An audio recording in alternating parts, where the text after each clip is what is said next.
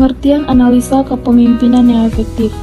Analisa kepemimpinan yang efektif adalah proses yang membantu pemimpin untuk mengembangkan kemampuan diri sendiri dan membantu tim untuk menjadi lebih efektif dan efisien, serta berperan dalam mencapai tujuan yang telah ditetapkan organisasi. Pemimpin efektif harus mampu mengendalikan tim dan mengadaptasi perubahan yang ada. Kepemimpinan yang efektif adalah suatu bentuk kepemimpinan yang dapat mencapai tujuan organisasi dengan cara yang efektif dan efisien. Proses analisa kepemimpinan yang efektif. 1. Pengumpulan informasi. Mulailah dengan mengumpulkan data tentang situasi organisasi, termasuk dinamika tim, tujuan, tantangan, dan kebutuhan. 2. Pengamatan dan evaluasi. Amati secara aktif perilaku dan interaksi antara pemimpin dan anggota tim, serta hasil yang dicapai, evaluasi kekuatan dan kelemahan kepemimpinan yang ada. 3. Wawancara. Lakukan wawancara dengan anggota tim untuk mendapatkan sudut pandang mereka tentang kepemimpinan. Kepemimpinan Helmi Hasan sebagai Wali Kota Bengkulu periode 2013-2023. Helmi Hasan adalah seorang politisi Indonesia yang menjabat sebagai Wali Kota Bengkulu selama 2 periode, dari 2013 hingga 2023. Lahir 29 November 1979 di Lampung. Helmi Hasan merupakan anggota Partai Amanat Nasional atau PAN dan menempuh pendidikan di Universitas Bengkulu. Karir politiknya dimulai ketika ia terpilih sebagai anggota DPRD Kota Bengkulu pada 2004 dan kemudian menjadi anggota DPRD Provinsi Bengkulu pada 2009. Pada pemilihan wali kota tahun 2012, Helmi memenangkan kursi sebagai wali kota serta didukung oleh beberapa partai termasuk PAN, Golkar, dan Demokrat. Sebagai seorang politisi, ia memiliki tekad kuat untuk menyuarakan aspirasi masyarakat kecil dan terus berupaya memberikan yang terbaik bagi warganya di Bengkulu. Nama Helmi Hasan tidak lagi asing di telinga masyarakat Bengkulu. Sosok wali kota Bengkulu 2 periode ini berhasil menyita perhatian publik dengan memberikan fasilitas gratis untuk masyarakat Bengkulu yang menjadikan Helmi Hasan semakin mendapat perhatian masyarakat, yaitu infrastruktur jalan di Bengkulu yang diperbaiki hingga jalan yang milik pemerintah provinsi yang rusak berat lalu diaspal mulus setelah jalan itu diambil alih oleh pemerintah kota, seperti Jalan Hibrida Kecamatan Gading Cempaka. Program pembangunan Kota Bengkulu periode Helmi Hasan. 1. Rumah Sakit Tinogalo merupakan mimpi Helmi Hasan untuk memberikan pelayanan terbaik, khusus ibu dan anak. Ia benar-benar ingin memuliakan para wanita di kota ini.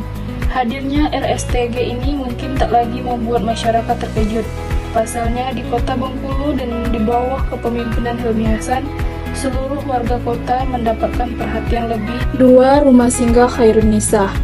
Helmi Hasan menyediakan tempat istirahat yaitu rumah singgah, terutama bagi warga yang ingin berobat ke Rumah Sakit Yunus dapat menggunakan rumah singgah tempat istirahat. Rumah singgah ini memiliki 10 ruang yang dapat menampung 15-30 orang dan memiliki sentral kuliner. 3. Rumah Singgah HD. Berendo menjelang hari jadi Kota Bengkulu ke-304, Helmi Hasan mempersembahkan gedung Berendo Harapan dan Doa atau HD untuk masyarakat Kota Bengkulu yang ada urusan di Jakarta. Dikarenakan masyarakat Kota Bengkulu masih banyak yang berobat ke Jakarta, terutama masyarakat yang tidak mampu dan terkendala tempat untuk bersinggah dikarenakan terbatasnya biaya. 4. RSHD Kota Bengkulu. Tetapi dengan kegigihan diiringi usaha dan doa, impian Helmi Hasan terwujud. Setiap tahunnya RSHD berkembang, berbagai komponen penunjang operasional telah terpenuhi dan ini menjadi sejarah. Karena bisa dibilang cuma Helmi Hasan satu-satunya wali kota yang rela tak memiliki kantor demi kepentingan masyarakatnya. Pada intinya, Helmi ingin masyarakat Kota Bengkulu merasakan hadirnya pemerintah. 5. Bang Fadilah. Helmi Hasan berpesan kepada generasi muda agar tidak boleh anti terhadap perubahan, cuman perubahan itu harus dipastikan ke arah yang lebih baik. Dulu Kota Bengkulu tidak punya bank, tapi hari ini Kota Bengkulu memiliki Bank Fadilah asli punya Kota Bengkulu. 6. Berendo Kota Bengkulu. Helmi Hasan mengatakan bahwa pembangunan alun-alun Berendo Hidayah ini telah menjadi ikon Kota Bengkulu. Adapun tujuan pembangunan ini seiring program salah satunya selalu memuliakan tamu ketika berkunjung di Kota Bengkulu. Ia berharap alun-alun Berendo nantinya akan menjadi pusat wisata dan kuliner. 7. Balai Kota Merah Putih. Balai Kota baru dinamakan Kota Merah Putih memiliki maksud dan tujuan agar siapapun warga yang berdarah merah putih dan bertulang putih bisa membangun rumah atau apapun bisa di sekitaran Kota Merah Putih. Legasi dan pengaruh selama masa jabatannya, Helmi Hasan berusaha untuk membawa perubahan nyata di Kota Bengkulu, meskipun menghadapi berbagai tantangan baik dari dalam maupun luar. Helmi tetap dikenal sebagai pemimpin yang inovatif dan dekat dengan masyarakat. Langkah-langkah menjadi pemimpin efektif. 1. Menyadari kekuatan dan kelemahan diri sendiri. Memahami reaksi diri sendiri. 2. Memahami visi dan misi.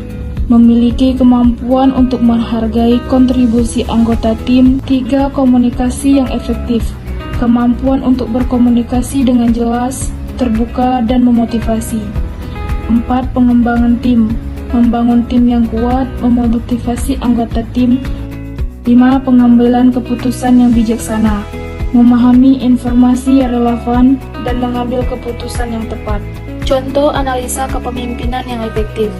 Pemberdayaan ekonomi lokal, memfasilitas investasi dan pengembangan usaha kecil dan menengah atau UKM untuk menciptakan lapangan kerja dan meningkatkan ekonomi daerah.